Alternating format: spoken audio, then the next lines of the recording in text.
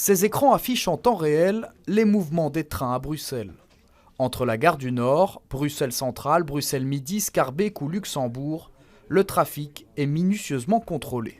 Donc ici, on gère vraiment tout ce qui est changement de voie pour améliorer vraiment la fluidité, pour que les trains qui roulent à l'heure, qui restent à l'heure, mais aussi les trains qui ont un peu de retard, qui rattrapent aussi leur retard. Les contrôleurs bruxellois sont réunis dans cette nouvelle salle de commande depuis fin 2022.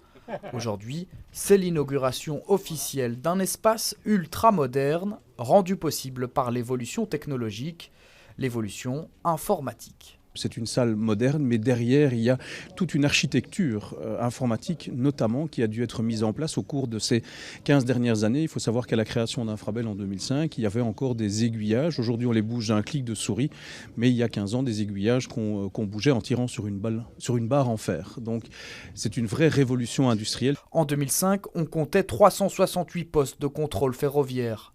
Peu à peu, Infrabel les a centralisés. Il n'en reste plus que 10, dont un seul et unique ici, pour la région bruxelloise. Une tendance à la centralisation qui s'est déjà vue à Bruxelles dans d'autres services publics, comme au dispatching de la police l'été dernier. Une nouvelle ergonomie de travail qui faciliterait la communication du personnel. Là, on est vraiment en ligne. On a Schaerbeek à notre droite, on a le Midi aussi à notre gauche. Donc la communication, elle va plus vite, plus efficace.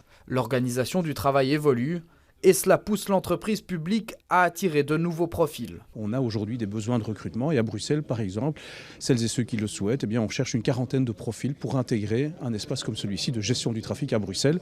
Et à côté de ça, on est aussi responsable, nous, Infrabel, de la maintenance, de l'infrastructure. Et là, c'est plus d'une centaine de postes qui sont à pourvoir à Bruxelles. L'inauguration de cette salle de commande marque la fin d'un chantier de 15 ans qui aura coûté près d'1 milliard d'euros.